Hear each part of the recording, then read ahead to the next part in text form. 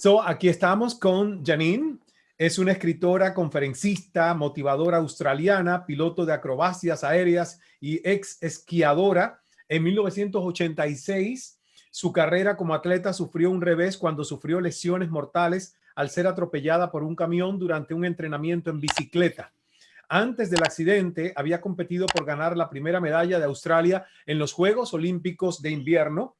Aunque los doctores guardaban pocas esperanzas de vida para ella y aseguraron que de sobrevivir nunca volvería a caminar, Janine no solamente desafió su diagnóstico médico, sino que logró certificarse como acróbata aérea, piloto comercial, y a los 18 meses de haber transcurrido el accidente, logró obtener su permiso como entrenadora en la misma academia de pilotos en la que ingresó. Si no puedo caminar, entonces volaré. If I can walk, well then I'll fly. That's what she said. Su historia más tarde se convirtió en inspiración para millones de personas en todo el mundo. Incluso fue llevada al cine. Según señala, a través de la angustia y la depresión, la pérdida y el dolor, encontré más amor, pasión y resistencia de lo que jamás había conocido. Su historia de vida la ha empujado a escribir obras, libros como Never Tell Me Never, Dare to Fly, On My Own Two Feet, Reaching for Stars, The Gift of Acceptance, and Aimez-moi, Defiant, A Broken Body is Not a Broken Person. So here with us for our circle of influence and for our community all across Latin America and the world, we want to introduce to you Janine Shepherd. So I said that I discovered Janine's story and I heard about her, and I then got the book and read the book, and I watched the TED talk, which is also brilliant, awesome. You know, she managed to make us laugh in a story that is really, really like a life or death story. And it's really amazing. So I really would like to congratulate you, Janine. And just let's start with a question about mindset. And when I read, you know, how you have found purpose and redefined the vision of your life and reimagine your life flying instead of being scared, I said, well, you know, if someone can help us to understand how we can manage to create and recreate a positive mindset, is Janine Shepherd. So how can we do it? Welcome. Thank you for all those kind words. And it is definitely an incredibly challenging time for everybody right now. And, you know, that when we hold on to an idea of how life is supposed to be, we understand that we suffer. And I think there are many great lessons that we can learn from what we're all going through right now. Many of the lessons that I learned lying paralyzed in a spinal ward for almost 6 months. One of the most important ones that was I wasn't alone, and that, you know, accidents don't discriminate. And that's another great, you know, lesson that we can learn right now, in that we are actually all experiencing this pandemic in different ways. Some are suffering a lot more than others, but, you know, we are all suffering to some degree. So we need to let go of our expectations of how we think life is supposed to be, because life just is. This is what we're going through right now. And, you know, I went through that very same thing when I got home from hospital, and I was in a wheelchair and a plaster body cast, and I was, you know, paralyzed, and I realized that instead of being an elite athlete, I was now a woman with a disability, and I had to come to terms with that. And I did suffer when I got home, and I was very depressed. And I got to the point where I thought, well, why did I choose to come back to my body? And for those that have seen my TED talk, you'll know I talk about going through a death experience, not a near-death experience. I did actually leave my body and made the choice to come back.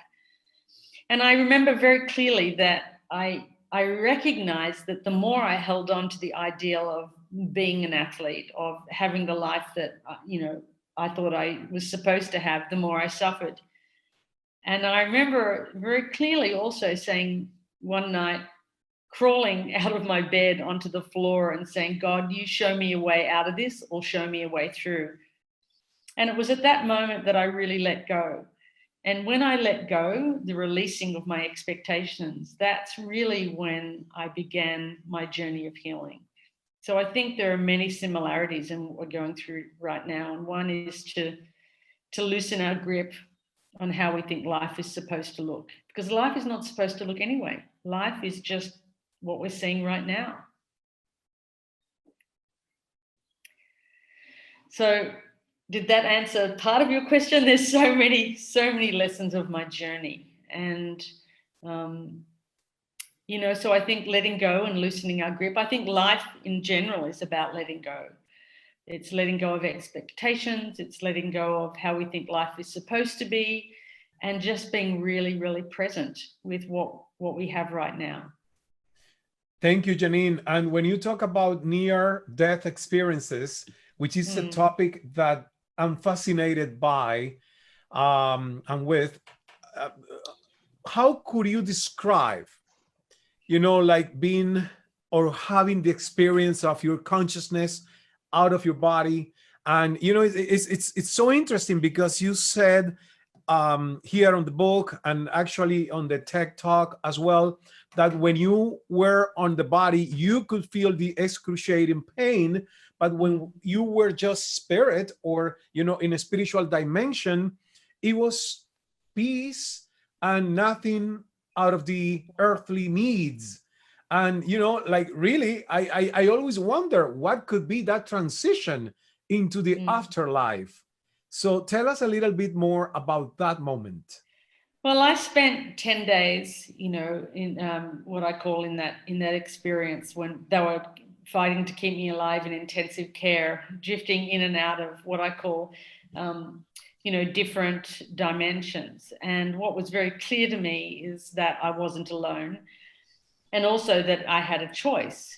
I didn't have to come back to my body, but I made the very clear choice to come back to my body, which was interesting because I always wondered, why I made that choice. And I think for, as I talk about in my TED Talk as well, having been an elite athlete who defined myself by my body, the greatest opportunity for me to wake up to who I really was, my spiritual self, was to come back with a body that wasn't perfect, a body that was broken. And that was the one thing that was going to wake me up to who I really was at the deepest level.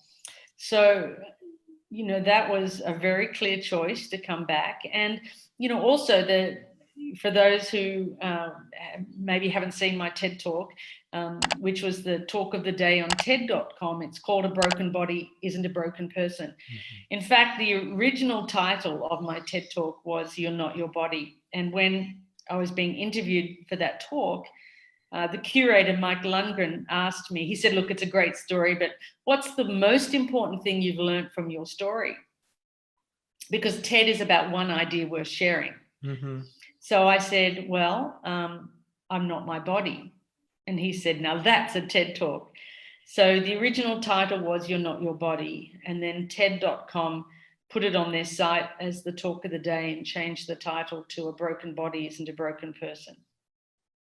Wow, that's wonderful. And I know that a lot of people, have gone through, and I have interviewed during my career several heroes, because I call you heroes when you can really overcome a difficult moment in your life, and you can really kind of fix in your mind probably what could not be fixed in the body. In your case, you reimagine your life. And how long was the period of grief, of kind of detachment from the former life that you had as a professional athlete, until you decide to fly and to become something else? I think it was relatively short. I mean, I spent 6 months in the spinal ward, almost 6 months, and got home and left hospital in a wheelchair and a plaster cast. I think it was the getting home initially and realizing how different my life was. I couldn't move my legs, even though I wanted to move my legs. I had to learn to use a catheter. I mean, I had to come to terms with a body that I didn't like. And that was extremely difficult from someone who had really defined themselves by their body. So I slipped into a very deep depression when I got home, and I realized very quickly that I recognized that I made a choice to come back. And so I realized that I had a choice in how I viewed this going forward. The more I held on to the idea that I was an elite athlete and that I wanted to go to the Olympics, the more I suffered. And, I just recognized there was something inside me that said, let go. You came back here for a reason. And I think it was probably within a month or two of getting home from hospital, by the time reality hit and I realized this is my life now. I'm a woman with a disability, and my parents, I remember my mum sitting on my bed and crying and saying, I wonder if life will ever be good again. And I thought I'd lost everything that I valued in life. And then the recognition that I've made this choice and I'm going to let go and I'm going to trust life and I'm going to trust the process. And in the letting go came this incredible freedom, this freedom that, firstly, I didn't have to do anything. I wasn't an athlete. I didn't have to go training. There was that pressure had gone, and it was like I had a clean slate. And I got to recreate my life in whatever way I chose. And of course, it was at that moment that the aeroplane flew over and I had that incredible insight of, if I can't walk, I'll fly. And, that when people ask me why I chose flying, I say I didn't. I think flying chose me. I think it was a provocation. I think it was an invitation, and from something much greater than me. And flying is an incredible metaphor for life. So it really saved me.